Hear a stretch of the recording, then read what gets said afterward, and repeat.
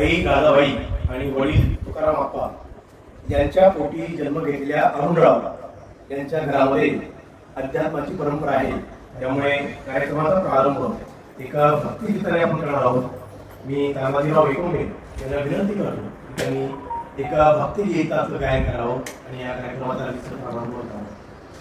सदा माझे डोळे जडू तुझे मूर्ती, सदा माझे डोळे जडू तुझे मूर्ती, रखुमाईच्या पती सोयरिया, रखुमाईच्या पती सोयरिया, रखुमाईच्या पती सोयरिया, रखुमाईच्या पती सोयरिया, गोड तुझे रूप गोड तुझे नाम, गोड तुझे रूप गोड तुझे नाम, गोड तुझे रूप गोड तुझे नाम, गोड तुझे रूप गोड तुझे नाम, देई मज प्रेम सर्व काळ, देई मज प्रेम सर्व काळ, देई मज प्रेम सर्व काळ, देई मज प्रेम सर्व काळ, गोड तुझे रूप गोड तुझे नाम, गोड तुझे रूप गोड तुझे नाम। कुंडलिका वरदे वारी विठ्ठल श्री ज्ञानदेव तुकाराम पंढरीनाथ भगवान की जय, माऊली ज्ञानेश्वर महाराज की जय, जगद्गुरु तुकाराम महाराज की जय, सब संतन की जय। मी सुभाष चव्हाण या शब्दधन काव्य मंचाच्या काही उपक्रमांची आपल्याला माहिती देतो। आमच्या बरेच कार्यकर्त्यांना माहिती आहे, परंतु बरेच सरांचे जवळचे स्नेही आलेले आहेत आणि त्यांना माहिती व्हावी या शब्दधनची, त्यामुळे मी थोडक्यात माहिती सांगतो। शब्दधन काव्य मंच 2000 मध्ये स्थापन झालं आणि तेव्हापासून सतत 25 वर्ष वेगवेगळ्या उपक्रमांमध्ये राबवणं आणि ते अंमलात आणणं त्याविषयी प्रसिद्ध आहे पूर्ण महाराष्ट्रभर। ऐतिहासिक असे कवी संमेलन आम्ही घेतलेले आहेत। स्मशानभूमीत रात्री 12 वाजता कवी संमेलन, घोड्यावर बसून कुट्यावर बसून कवी संमेलन, असे अनेक उपक्रम आम्ही घेतले आणि त्याची कल्पना असते सुरेश कवटे यांच्या सुप्रीम डोक्यात ते येते आणि आम्ही सर्व कार्यकर्ते विस्तृत करतो। त्याचप्रमाणे आपल्या शहरातील काही साहित्यिक आहेत, त्या साहित्यिकांचा अनेक ठिकाणी सन्मान झालेला असतो। त्यांच्या साहित्याचा आपल्या शहराला, देशाला, महाराष्ट्राला उपयोग झालेला आहे, परंतु आपल्या साहित्यिकांच्या त्यांच्या घरी जाऊन त्यांच्या कुटुंबियांसमेत सत्कार करणं, त्यांच्या साहित्याचं वाचन करणं हाच या माझा उद्देश आहे आणि हा घरचा सत्कार म्हणून वसवीचा प्रसाद म्हणून प्रत्येक साहित्यिकाच्या घरी आम्ही 30 साहित्यिकांचा आतापर्यंत सत्कार झालेला आहे। त्यापैकी मी काही प्राथमिक सांगतो। प्रथम सत्कार केला जे 10 वर्षापासून डायलिसिस सुरू आहे बाबू दिलीप डिसोजा, त्यांचा पहिला सत्कार घेतला। त्याच्यानंतर विष्णू जोशी म्हणून आहेत कवी, अशोक कोठारी अपर्णा मध्ये चित्रमंडळ महामंडळावर होत्या, शिवाजीराव शेट्टी मामाचा सत्कार झालेला आहे, माधुरी शोभाताई शरद जोशी, राधाताई वाघमारे यांचा सत्कार तर नेपाळला पशुपतीनाथ मंदिरात तिथल्या पुजाऱ्यांच्या हस्ते झाला। भाग्यवान आहेत राधाताई। तसेच शोभा दामोदर जोशी ज्यांचं डॉक्टर रिप्लेसमेंट झालेलं आहे, आलेले आहेत, तिथे या कार्यक्रमात त्यांची उपस्थिती नक्की असते। त्यानंतर तुकाराम पाटील साहेब, प्राध्यापक तुकाराम पाटील साहेब, गझलकारा मीना शिंदे, नाटककार विनीता नागपुरे, मधु जोशी सर स्वामी समर्थांचे कार्यरत आहे आणि साहित्यिकांच्या घरी जाऊन त्यांचा सन्मान करणं वेगळा आनंद आहे। कारण साहित्यिक किती गंभीर असतात, किती प्रतिष्ठित असतात तरी त्याला आणि खूप की आपल्या साहित्यिक दखल की आजकाल विस्मृती चालली आता याला आनंद आवाज आहे, पण साहित्यिकांना तो आनंद वेगळा असतो आणि या जी संकल्पना त्याच्या मनात आली अशी काव्यमंचाचे सुरेश हे खरं होणारे व्यक्तिमत्व आहे। अरुणजी बोराडे यांच्या वास्तूमध्ये त्यांचा सन्मान करायचा आहे आम्हाला, म्हणून त्याचं नाव आहे चला जाऊ ज्येष्ठ साहित्यिकांच्या घरी। आपल्या हिता तुकोबाराय म्हणतात, आपल्या हिता जो असे जागता धन्य माता पिता दयाची, कुळी कन्यापुत्र होतीचे सात्विक दयाचा हरिक वाटेल।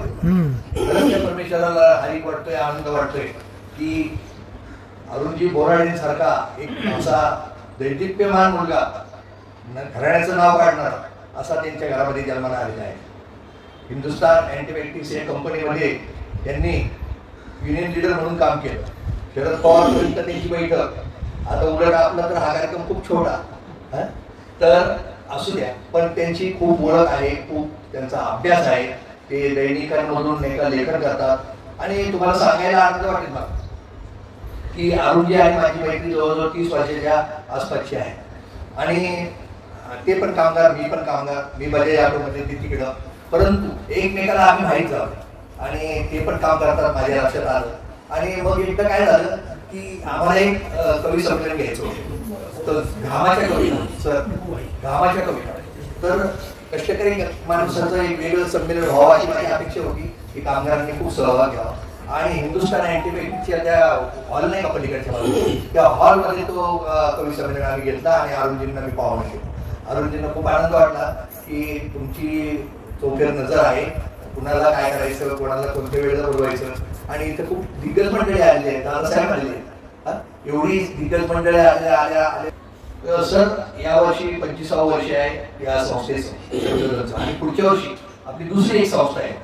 2 संस्था वेगवेगळं काम करतात. पहिली संस्था ही शब्दधन काव्य म्हणजे फक्त साहित्याबाबत काम करते आणि दुसरी एक संस्था आहे आपली दिलासा, ती सामाजिक उपक्रम म्हणून काम करते.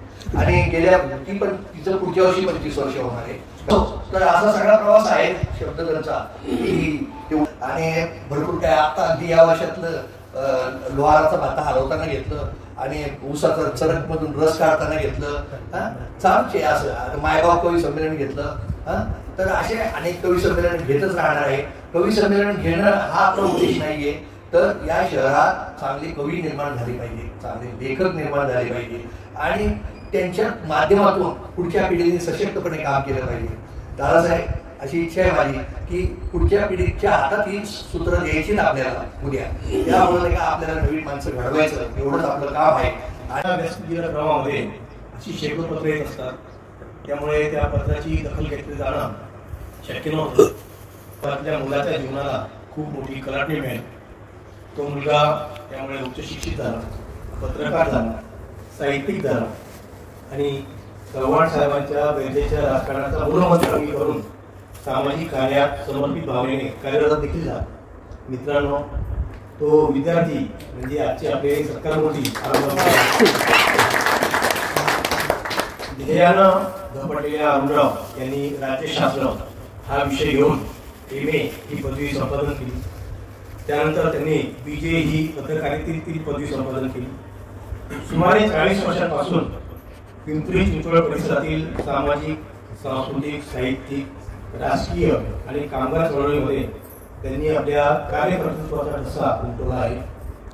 पिंपरी चिंचवड शहरातील साहित्य चळवळीला चालना देण्यासाठी बोराडे साहेबांनी आपलं भरीव योगदान दिलेलं आहे. महाराष्ट्र साहित्य परिषद पिंपरी चिंचवड शाखेचे कार्यवाह म्हणून त्यांनी 10 वर्ष जबाबदारी स्वीकारली आणि अतिशय यशस्वीपणे ती पूर्ण केली. महाराष्ट्र कामगार साहित्य परिषदेच्या स्थापनेमध्ये त्यांनी पुढाकार घेतला आणि अध्यक्षपदाची धुरा देखील सांभाळली आहे. अरुणराव यांनी काही वर्षे पत्रकारिता केली. त्यानिमित्तानं अनेक अभ्यास दौरे आणि विशेषतः 1990 मध्ये आदिवासी भागातील अभ्यास दौऱ्यांवर त्यांनी विविध वृत्तपत्रांमधून लेखन देखील केलं आहे. काही विशेषांक आणि स्मरणिकांचं संपादन करण्याचा योग त्यांना आला आहे. नवोदय कार्यकर्ता,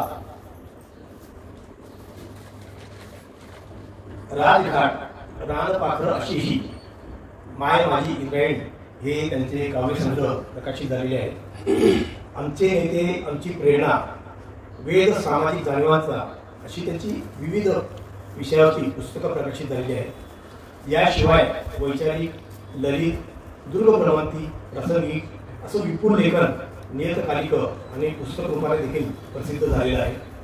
सांप्रत काळामध्ये लोकमत सारख्या अग्रगण्य दैनिकामध्ये आपल्या पिंपरी चिंचवडचा विस्मृतीत चाललेला इतिहास त्याला उजाळा देण्याचं काम अरुणराव बोराडे नियमितपणे करीत आहे.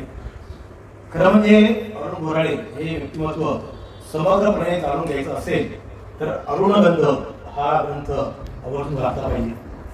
हिंदुस्थान अँटीबायोटिक्स अर्थात एचएन या कंपनीतील कामगार संघटनेचं त्यांनी अनेक वर्ष नेतृत्व केले आहे. श्रमिक एकता महासंघाच्या स्थापनेत पुढाकार. आपल्या पिंपरी चिंचवड शहरामध्ये जी साहित्यिक चळवळ आहे, या साहित्यिक चळवळीचे सुरुवातीचे शिलेदार म्हणून जेव्हा आपण पाहतो, त्यामध्ये अरुणजी बोराडे असतील, आमचे पोपळे साहेब असतील, ते आहेत. बरीचशी मंडळी. त्यांच्या बरोबरचं एक नाव म्हणजे सुरेशजी खान साहेब यांनी या पिंपरी चिंचवड शहरामध्ये साहित्यिक चळवळीला जो काही आयाम दिलेला आहे, त्यामुळे आज साहित्यिकांना एक ठिकाणी व्यासपीठ निर्माण करत त्यांनी आज हा लावलेला वटवृक्ष झालेला आहे. जे काही त्यांनी बीजारोपण केलं या पिंपरी चिंचवड शहरामध्ये, आज विविध ठिकाणी साहित्य संमेलन पार पडतात. त्याची सुरुवात खरं तर त्या काळात केली आणि म्हणून तुम्ही खऱ्या अर्थानं या सर्व सन्मानाचे साक्षीदार आहात.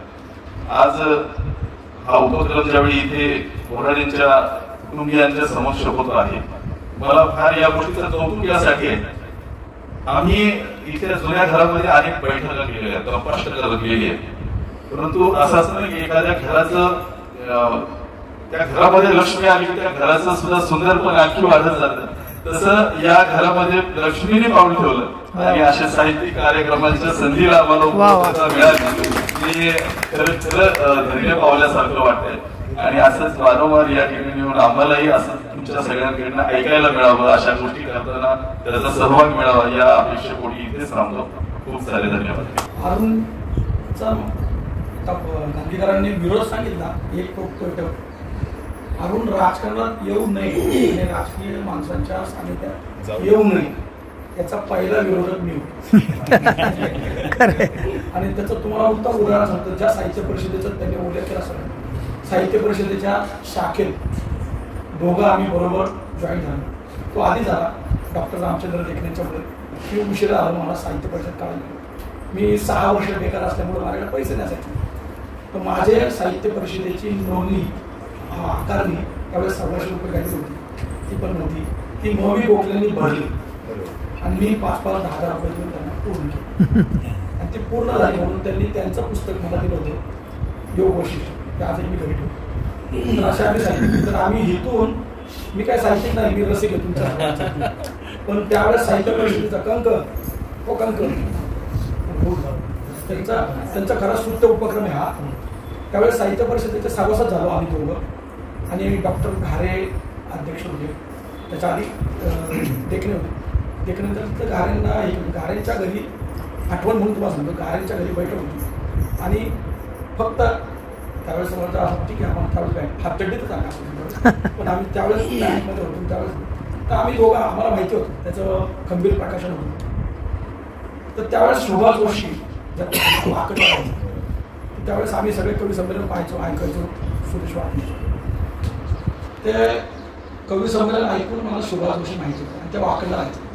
आता तुम्ही म्हटलंय की एक गड सर करून बोराडेवाडीला आलो, पिंपरी चिंचवडमध्येच आहे, शहरातच आहे. त्यावेळेस आम्ही दोघांनी हे आमचं इथून सायकलवर पुण्याला यायचं. मी चिंचवडमधून लोकलने जायचं पिंपरीमधून. हा सायकलवर यायचा हे ग्रेटनेस आहे. आणि त्याचं सर्व शिक्षण, त्याचं जर्नलिझमचं हे त्यानं सायकलवर केलं. सकाळी याच्यात काम करून संध्याकाळी रानडे इन्स्टिट्यूटला जाऊन सायकल होता. सगळे साहित्यिक चिंचवड गाव सोडून इतर पंचक्रोशीतल्या ठिकाणी जाऊन त्या साहित्यिक शोभा जोशी एकटे होते तिथं. आम्ही म्हणतो त्यांच्या घरी जाऊन नका आपण बैठक घेऊ. त्यावेळेस गमनीता त्यांनी आम्हाला समजवलं. ते आठवण इथे आहे. साहित्य परिषदेचा मी सहवास झाल्यानंतर तुम्हाला आठवण सांगतो, साहित्य परिषदेसाठी खूप चळवळी केल्या, खूप आकांत आढावा केला. त्याच्यानंतर हा कार्यभार झाल्यानंतर 5 वर्ष साहित्य परिषदेचा कोषाध्यक्ष होतो.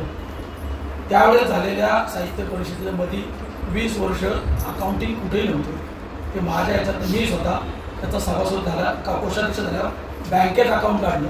त्याचं 5 वर्ष सीएकडनं अवॉइड करून घेतलं. अरुणगंधातील सुगंधित परिमळ, गीतांजली मधुर स्वरातून गायी दुर्मिळ, कौस्तुभ क्रांती उभारतील नव्या जीवन गाथा, पृथ्वीराजकरिता आकाशातून गाथा, नतमस्तक होईल पदांवर आता, राहो आबादित अखंड ही साहित्याची नगरी छान, शब्दांचे सदरीत करून निर्णयाचे दान, लोकसाहित्य संस्कृतीचे करू सदा जतन, ज्ञानेश्वरी गाथा भगवद्गीतेचे चिंतन माई इंद्रायणी काठी गाव माझं मोशी नागेश्वर महाराजांचे ठालं भक्तगण गाती गुणगान राधाबाई तुकारामांच्या पोटी बोराडे यांच्या घराण्यात जन्मले माननीय अरुणजी साहित्याचा हा अखंडित कोहिनूर भला माणूस अवघ्यांशी भेटावा जरूर समाज कार्याची आवड सदोदित सच्चेपणा परखडपणा अबाधित एक घाव दोन तुकडे कामगारांचे सोडविले कोडे भाग्यवंत ठरलो मोशीकर अष्टपैलू गुणवत्तेचा भांडार खरोखर पंढरीचा पांडुरंग माझ्या मोशीत आला कर्तृत्वाचा झेंडा चराचरी उभारला काव्य सीमा नतमस्तक होते गुरुजनांच्या चरणी ज्ञानदानाने करावी माझी साहित्याची उभारणी ज्ञानदानाने करावी माझी साहित्याची उभारणी। सर्वांना नमस्कार। शब्ददान काव्यमंच आयोजित जाऊया ज्येष्ठ साहित्यिकांच्या घरी हा एक साहित्य उपक्रम राबवत असताना आजच्या व्यासपीठावरती आदरणीय श्री शिर्के मामा आणि सरकारमूर्ती माननीय अरुण वराडे आदरणीय राघव गावडे गांधलीकर सर अनेक मान्यवर इथे उपस्थित आहेत। सगळे अरुण भाऊविषयी अनेक जणांनी आपापली जी काही मतं होती ती मांडलेली आहेत। अरुण भाऊ सगळ्यांना माहिती आहे पण मला जे अरुण भाऊ भावले मला जे माहीत आहे माझ्या दृष्टिकोनातून मला काही बोलायचं आहे। साधारण 4-5 वर्षापूर्वी डॉक्टर सीमाताई आणि आमच्याशी चर्चा झाली होती की आपण ना अरुण भाऊंच्या घरी जाऊया आणि त्यांच्यासोबत जरा गप्पा करूया थोडं साहित्यिक चर्चा करूया जेणेकरून आपला दृष्टिकोन थोडासा विस्तीर्ण होईल आणि आपल्याला काही मार्गदर्शन मिळेल अशी चर्चा आम्ही केली। त्याला कुठे परत म्हणजे विषय परत पुढे गेला नाही पण कुठेतरी हा निसर्ग आपल्यासाठी काम करत असतो तसं अरुण भाऊ स्वतः आम्हाला एक फोन करून आम्ही इंद्रायणी साहित्य परिषदेच्या माध्यमातून त्यांनी आम्हाला एकत्र केलं एक व्यासपीठ मिळवून दिलं। म्हणजे आपण बघतोय आज पुरुष मंडळींची संख्या जास्त आहे आम्ही मोजून 4-5 स्त्रिया इथे आहोत पण ही सुद्धा अरुण भाऊंची कृपा आहे आणि त्यांच्यामध्ये जो नम्रपणा आहे तो प्रत्येकाने खरंच शिकण्यासारखा आहे। इंद्रायणी साहित्य परिषदेच्या माध्यमातून बऱ्याच वेळा त्यांच्यासोबत काम करताना असं पाहिलं त्या सुद्धा खूप संपलपणे सांगतात आणि काय सुधारणा केली पाहिजे महिलांनी कसं असलं पाहिजे उगीच गडबड गोंधळ न करता शांत विचाराने कसं पुढे जावं हे त्यांनी आम्हाला शिकवलं आणि या साहित्यिक मांदियाळीमध्ये आम्हालाही कुठेतरी मानाचं काम दिलं त्यासाठी त्यांना मनापासून धन्यवाद देते। या परिवाराच्या सर्व सदस्य अतिशय प्रेमळ आहेत सर्वांना त्यांचं खूप वेळोवेळी सहकार्य असतं म्हणजे फक्त अरुण भाऊंचंच यामध्ये वाटा नाही त्यांच्या संपूर्ण परिवारात या सगळ्या गोष्टींमध्ये वाटा आहे।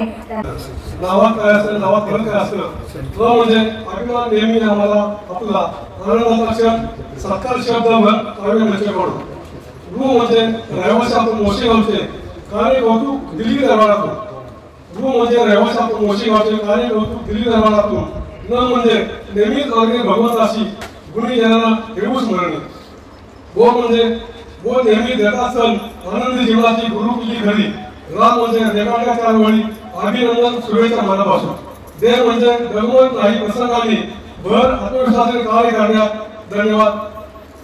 मित्र अरुण बोराडे ज्येष्ठ पत्रकार शिवाजीराव शिर्के माझ्याबरोबर मराठी पत्रकार संघाचे म्हणून निवड झालेले अरुण बद्दल बोलायचं झालं तर सर्वार्थाने असं म्हणता येईल की ज्याच्या अंगामध्ये सगळ्या प्रकारच्या कला अवगत आहे म्हणजे अरुणला मी पाहतो तो एक चांगला साहित्यिक आहे चांगला पत्रकार आहे आणि चांगला कामगार नेता आहे नेतृत्व गुण आणि राजकारणात काम करत असताना सुद्धा कोणती पथ्य पाळली पाहिजे हे त्याने पाळलं आणि म्हणून तो आजच्या यांनी विचार करता एक चांगला कार्यकर्ता चांगलं नेतृत्व गुण असलेला नेता म्हणून आपल्या पुढे आलेला आहे। पिंपरी गावामधली आमची ओळख म्हणजे अरुणने त्या काळामध्ये खंबीर प्रकाशन सुरू केलं होतं सुहास पोपळे होते त्यांच्याबरोबर आणि त्याच्याही पलीकडची ओळख म्हणजे आम्ही पिंपरी गावातले 9 महाराष्ट्र विद्यालयाचे माजी विद्यार्थी कॉलेजचे माजी विद्यार्थी खंबीर प्रकाशन त्यांनी चालू केलं पण पत्रकारितेमध्ये काही त्याचं जास्ती मन रमलं नाही कदाचित पत्रकारितेत असलेली आर्थिक अस्थिरता की त्याच्या लवकर लक्षात आले आम्ही पण म्हातारं झाल्यावरती आमच्या लक्षात आलं आणि इनामदार सरांनी पण एक वेगळा मार्ग निवडला खरं तर त्यांनी मला लोकसत्तात असताना सांगितलं होतं की मी फार काळ हे करणार नाही लोकसत्तामध्ये माझ्या डोक्यात वेगळा विचार आहे पण तुला आज नाही सांगत पण त्यांनी पण स्वतःचं एक वेब पोर्टल सुरू केलं MPC नावाचं आणि अरुणनी तर त्याही पलीकडे जाऊन पत्रकारितेचा नादच सोडून दिला मात्र साहित्याशी तो जोडला राहिला म्हणून आज शब्दगण काव्यमंचच्या वतीने तुम्ही जो हा उपक्रम घेतलाय त्याच्यामध्ये तुम्हाला असं वाटलं की अरुणच्या पण घरी जावं आणि एका ज्येष्ठ साहित्यिकाचा आपण सत्कार करावा असं तुम्हाला म्हणजे वाटलं सगळ्यात महत्त्वाची गोष्ट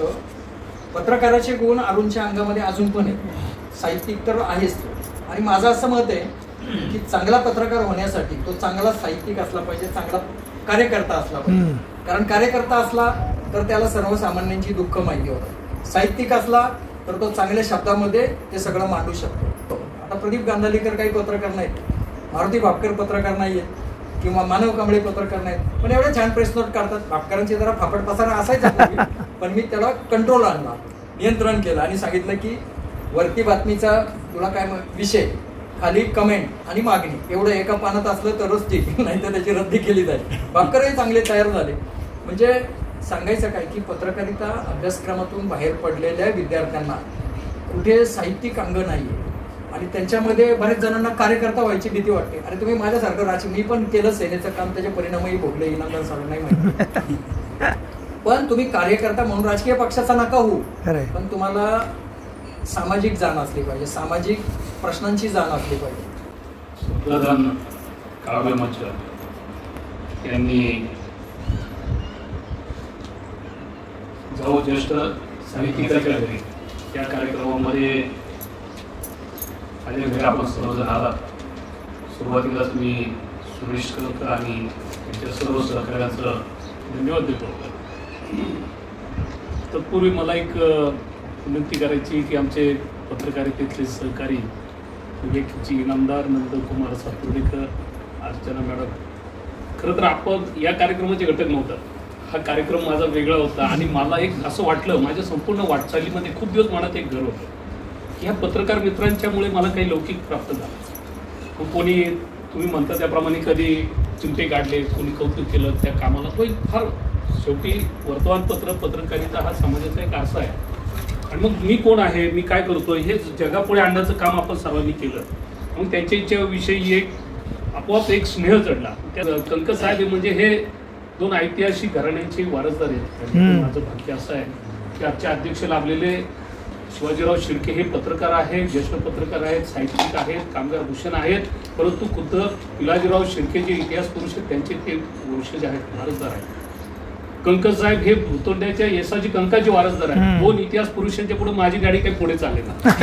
मला त्यांना म्हणताच येणं की हे 11च्या आत संपवा, 11च्या आत संपवा, मी आपलं घरी करून चालू असं आपण सर्वजण आला.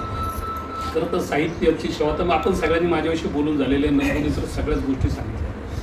सुहासने त्याच्या विरोधात सांगितलं म्हणून सुहास म्हणाला की अरुणच्या राजकारणालाच माझा विरोध आहे. बरोबर. हे तो आज नाही गेली 30 वर्ष मला. डॉक्टर रामचंद्र देखणे सुरुवातीच्या काळामध्ये तरुण वयामध्ये आपल्याला काय मिळतं हे फार महत्त्वाचं आहे आणि आम्ही सर्वजण भाग्यवान आहोत की आम्हाला तरुण वयामध्ये डॉक्टर श्री घारे, डॉक्टर रामचंद्र देखणे अशासारखी दिग्गज माणसं साहित्यातली भेटली. मगाशी उल्लेख झाला यशवंतराव चव्हाण साहेबांचा. मी 12वीला वगैरे होतो आणि चव्हाण साहेबांच्या वरती एक मोठं पुस्तक बाजारात आल्याचं कळालं आणि काय मला मिळेना. त्या काळी बोळशी म्हणजे एक खेडेगाव, इथून पुण्यात जायचं म्हणजे सायकलवरती जायचं. आणि मग मी चव्हाण साहेबांचा पत्त्याचा शोध घेतला. कोणतरी सांगितलं अरे ते काय फार मोठे नेते आहेत, नुसतं नवी दिल्ली लिहिलं तरी चालेल. एक पोस्टकार्ड मी यशवंतराव चव्हाण साहेबांनी लिहिलं आणि त्यांचं पुस्तक यशवंतराव इतिहासाचं एक पान, हे पुस्तक मला हवं म्हणून मी त्यांना पत्र लिहिलं. त्या बालसुलभ वयामध्ये किंवा विद्यार्थी दशेतल्या त्या वयामध्ये तेवढं काही ज्ञान नव्हतं. काय रे मोठ्या माणसाला पण लिहिताना काय लिहावं, लिहिलं आणि ते टाकलं. आश्चर्य असं की पुढच्या काही दिवसामध्ये पोस्टमन आमच्या गावातला, मी माझ्या पुस्तकात त्याचा उल्लेख केला, मारुती सस्ते, तो आला. तर त्यावेळी सुट्टी असली की शेतात काम करायचं, आई वडिलांना मदत करायची, चुलत्यांना मदत करायची. हे होतं मी शेतामध्ये होतो. तो बांधावरती येऊन आवाज देत होता पोस्टमन की लवकर आहे म्हणजे दिल्लीवरून पार्सल आले. दिल्लीवरून पार्सल आलं. मी धावत पळत आलो. ते यशवंतराव चव्हाणांचं यशवंतराव इतिहासाचं एक पान पुस्तक पोस्टानं आलं आणि मग ते वाचल्यानंतर जे काही आपल्या समाजात अशी माणसं आहेत, आपल्याला काय करता येईल, काय करता येतं आणि संपूर्ण आयुष्याची जगण्याची दिशा बदलते. आणि मग आपल्याला साहित्यामध्ये काम करता येईल, आपल्याला पत्रकारितेमध्ये काम करता येईल, समाजाच्या व्यथा कार्यकर्ता म्हणून मांडता येतील. या सगळ्या भूमिका करताना खरं तर कामगार नेता व्हावं हे मला कधी वाटलंच नव्हतं. मुळातच मला व्हायचं होतं प्राध्यापक. ते कसं काय मी काय झालो मला कळलं नाही. आणि ती विरोधावली मला लागली. तिथे मी फार घेऊन, कारण माझे वडील एक अतिशय कडक शिस्तीचे शिक्षक होते. आजही दररोज सूर्योदयाच्या आधी उठण्याची सवय जी लागली त्या आमच्या आप्पांच्या त्याच्या कडक धोरणामुळे की नाही रविवार असला तरी सूर्योदयाच्या आधी उठायचं, तुम्ही उरकायचं, फ्रेश व्हायचं, मग काहीतरी पाहिजे तो दुपारी म्हणून पडी मारा, पण सुट्ट्या आहे म्हणून डोळत बसा. हे आमच्या घरामध्ये कोणालाच चालत नाही आजही. कारण आणि मग त्यांच्यातून जे करशील ते निष्ठेने कर, ते प्रामाणिकपणे कर. तर मी अशोकराव तापकेरांच्या बरोबर काम करत होतो. त्यांनी मला त्यांचा पर्सनल सेक्रेटरी म्हणून पंचायत माझं कुठेतरी भाषण ऐकलं आणि मला बोलवून घेतलं. मला मुळातच राजकारणाची आवड निर्माण झालेली होती आणि त्यांनी मला बोलवून घेतलं. आमच्या वडिलांना ते आवडलं नाही. म्हणजे राजकारण हे घाणेरड्या लोकांचं असतं, चांगल्या लोकांचं नाही. आणि कोणत्याही प्रकारे आयुष्यात त्यावेळी त्यांनी मला सांगितलं की तो जो वाईट मार्गाचा पैसा आहे तो घरात येता कामा नये. ते मी आयुष्यभर फक्त तो पाळलं. मी त्यांना तो शब्द दिला. म्हणून घर बांधायला मला 60 गाठावी लागली. हेही लक्षात घ्या. कामगार क्षेत्र जरी असलं तरी तिथल्या माझ्या मर्यादा होतात. जे असेल ते कामगार क्षेत्र सुद्धा मला तर इच्छेच्या आंदोलनामध्ये करोडो रुपयाच्या ऑफर इकडून तिकडून आलेल्या होत्या मला आंदोलन थांबवण्यासाठी. परंतु मला प्रत्येक ठिकाणी माझे वडील दिसते. वडील जाऊन 32 वर्ष आले. आजही देशभरात मी अनेक ठिकाणी जातो येतो, पण प्रत्येक ठिकाणी वाटणारे वडील आहेत. त्यांना काय वाटेल. आणि मग त्याबरोबर आईचे पण त्याच गोष्टी होत्या. एकदा इथल्या सामाजिक चळवळीमध्ये मला अटक होण्याची शक्यता निर्माण झाली. गावगुंडी नावाचा प्रकार असतो प्रत्येक गावात. त्या गावगुंडीने अशी खेळी खेळली त्यांच्या पोरांसाठी बांधतानाच मला कशी अटक होईल असं एक नाटक केलं. आणि आमचे एक चुलते आले तावात आणि बोलायला आईला सांगायला, बघ पोरांनी काय केलं. तरुण वय असतं, चूक तर माझी काहीच नव्हती. मी आईला सगळं सांगायचं. तर आई म्हटली, अरे त्याला जर तुमच्या पोरांसाठी जर त्याला अटक झाली तर मला काय वाईट वाटायचं कारण नाही. त्याला अटक होते, तो जेलमध्ये जाते, मी सोडून आले. इतकी दिघाची आणि दिटाची आई होती. पोरांच्यावरचा विश्वास होता. तो विश्वास आयुष्यभर वाढवत गेला वाढवत गेला. पुढे याचीच्या चळवळीमध्ये पण अशी जी परिस्थिती झाली की माझी नोकरी जाण्याची वेळ आहे. मी घरी आलो, आईला आणि बायकोला सांगितलं, कदाचित माझी नोकरी जाईल पण तुम्ही काळजी करू नका. आयुष्यभर तुम्हाला सांभाळण्याची कुवत देवाने माझ्या दिलेली आहे. तुम्ही फक्त मी चांगल्या गोष्टीसाठी तत्वांसाठी वाढतो. आणि तत्वांसाठी भांडत मी इथपर्यंत आलो. हा सगळा प्रवास करत असताना साहित्याची ओळख मनामध्ये होती. जेव्हा याचीचं बऱ्यापैकी पुढे हे झालं, माझ्या मनामध्ये एक पर्यटन राहिलेलं होतं. माझ्या मनामध्ये दुर्ग भ्रमंती राहिलेली होती. त्या पूर्ण करण्यासाठी मी VRS घेतली. हे सगळं करत असताना साहित्याची उर्मी स्वस्त बसू देत होती. मी VRS घेऊन 5 वर्ष आली. 5 वर्षानंतर माझ्या पुस्तकाची संख्येची आधी 2 होती, ती आता 16 वरती गेली. अजूनही 4 प्रोजेक्ट माझे महत्त्वाचे आहेत. येसुबाईचं चरित्र मी लिहितोय, यशवंतराव चव्हाण मी मांडतोय, छत्रपती शिवाजी महाराजांच्या दक्षिण दिग्विजयावरती आपण कोणतंही पुस्तक काढलं तर जर 200 पानाचं शिवचरित्र असेल तर दक्षिण दिग्विजयावरती 4 पानं लिहिलेली असतात. त्या दक्षिण दिग्विजयावरती गेले काही वर्ष मी अभ्यास करतोय आणि त्याच्यावरती, कारण छत्रपती शिवाजी महाराजांचं जे कर्तृत्वाचा जो भाग आहे हा दक्षिण दिग्विजयामध्ये फार मोठा आहे. परंतु तिथं लढाई करावी लागली नाही, तो बुद्धीने आणि त्यांनी आधी केलेल्या कर्तृत्वाचा एक नैतिक दबाव संपूर्ण याच्यावरती होता. आणि त्याच्यावरती त्यांनी जे राज्य निर्माण केलं दक्षिणेपर्यंत, त्या जिंजीला मला 2-3दा जाऊन त्यात अभ्यास करायची संधी मिळाली. एक त्याचं एक इंट्रोडक्शन पुस्तक मी जिंजी तंजावर आणि वेल्लोरचं आत्ता मी गेल्या वर्षी दिलेलं आहे. म्हणजे एक गाईडलाईन फक्त किल्ले म्हणून त्याची माहिती दिलेली आहे की लोकांना कळावं तिकडं जायला. आणि ते पुस्तक बऱ्यापैकी तिला चांगला प्रतिसाद मिळावा. खुद्द प्रत्येक गाणेकरांनी त्याला शुभेच्छा संदेश त्याच्यामध्ये मी छापलेला आहे. तर त्याच्यावरती माझं सविस्तरपणे काम चाललेलं आहे. असे 3-4 मोठे प्रोजेक्ट. आणि येसुबाई हे जगाच्या इतिहासामधलं अशी एक ज्योत आहे की जी ज्योत स्वराज्यासाठी तेवत राहिली व तिच्या कर्तृत्वावर कोणी पाहिलंच नाही. 29 वर्ष कैदेमध्ये राहिल्या. येसुबाई कोण होत्या? कुलमुक्त्यार होत्या. औरंगजेबाने त्यांना ऑफर दिलेली होती की तुम्ही फक्त राज्य लिहून द्या, तुम्हाला वाडे उडे संपत्ती ऐश्वर्य सगळं मी करून देतो. तिने सांगितलं नाही, ज्या स्वराज्यासाठी माझ्या सासऱ्यांनी आयुष्य वेचलं, माझ्या पतीने रक्त सांडलं, ते मी तुला असं देणार नाही. तुला घ्यायचं असं तर आमच्या लोकांशी तुला लढून घ्यावं लागेल. छत्रपती संभाजीच्या बलिदानानंतर त्या कैदेमध्ये गेल्या, पण त्याने या क्षमा याचना केल्या असते तर ते कधीच बाहेर आले असते. 29 वर्ष आपल्या राज्याच्या हितासाठी कैदेत राहिलेलं जगाच्या पाठीवरती दुसरं कुठलंही वर्ष उदाहरण नाही. दुसरं थेट दक्षिण आफ्रिकेचे नेल्सन मंडेला जे स्वातंत्र्यासाठी 26 वर्ष कैदेत होते, त्यांना त्या येसुबाई पुढे आल्या पाहिजेत. त्याच्यावर मी गेले अनेक वर्ष अभ्यास करतोय.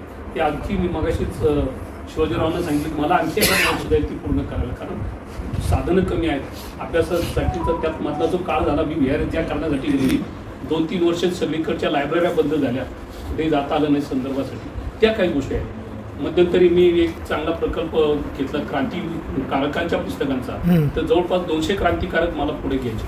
तर आपल्या आई वडिलाची पुण्य असते आणि त्यांचे मूळ क्रांती आहे, ते आपण विसरलं नाही पाहिजे. आई वडिलांची पुण्य खूप असते. उपस्थित आमचे साहित्यिक बंधू आणि भगिनींनो, तसेच आमचे पत्रकार बंधू, आज या मोशीमध्ये आमचे शब्ददान काव्यमंच याच्या वतीने चला जाऊ ज्येष्ठांच्या घरी असे आमचे ज्येष्ठ अरुण बोराडे, जवळचे मित्र जवळचे आमची कामगार क्षेत्रातील साहित्यिक असे असणारे त्यांचा सत्कार ठेवलेला आहे.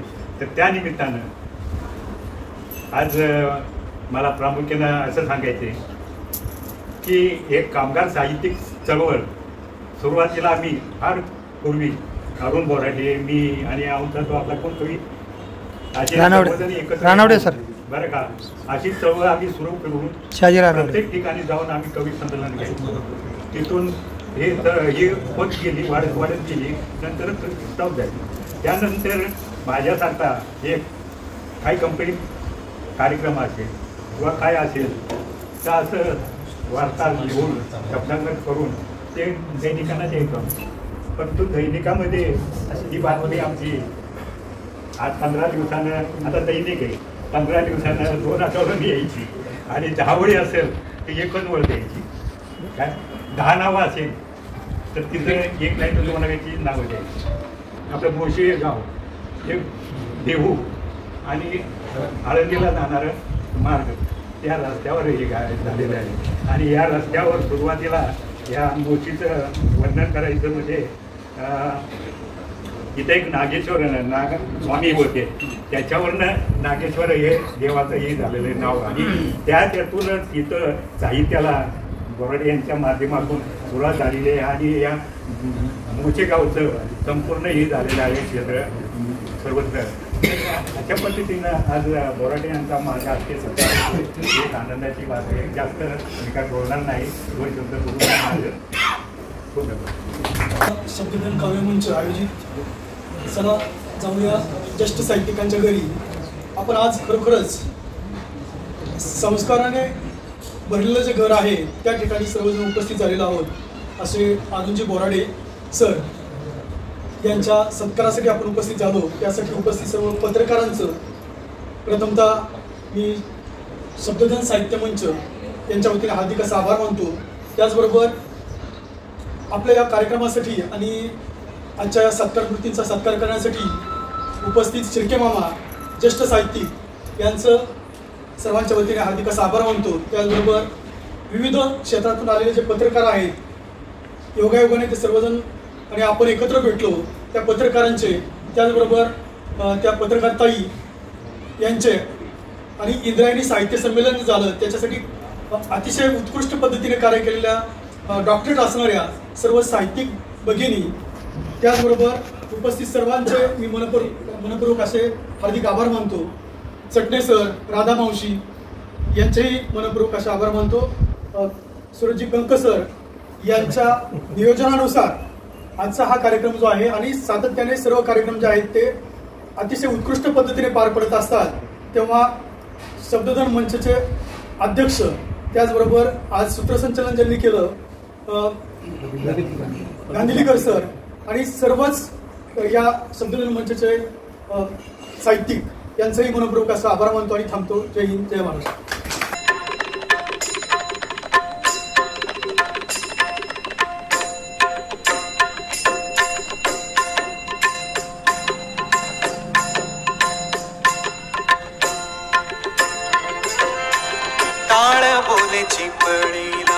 नाच माझ्या संग, टाळ बोले चिपडेला नाच माझ्या संग. देवाजीच्या दारी आज रंगला भंग, देवाजीच्या दारी आज रंगला भंग. दरबारी आले रंग आणि राव, दरबारी आले रंग आणि राव. सारे करूप नाही भेदभाव, सारे करूप नाही भेदभाव. गाव नाचू सारे हो, गाव नाचू सारे हो निसंग. देवाजीच्या दारी आज रंगला भंग, देवाजीच्या दारी आज रंगला भंग.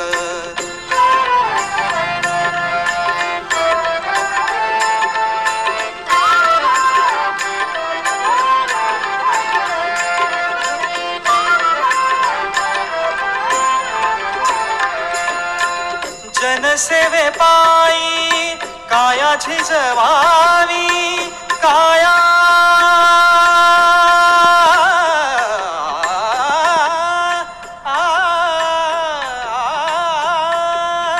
जनसेवे पायी काया झिजवावी घाव सोसुनिया मन रिझवावी घाव सोसुनिया मन रिझवावी ताल देऊनिया ताल देऊनिया बोलतो मृदुंग देवाजीच्या दारी आज रंगला अभंग देवाजीच्या दारी आज रंगला अभंग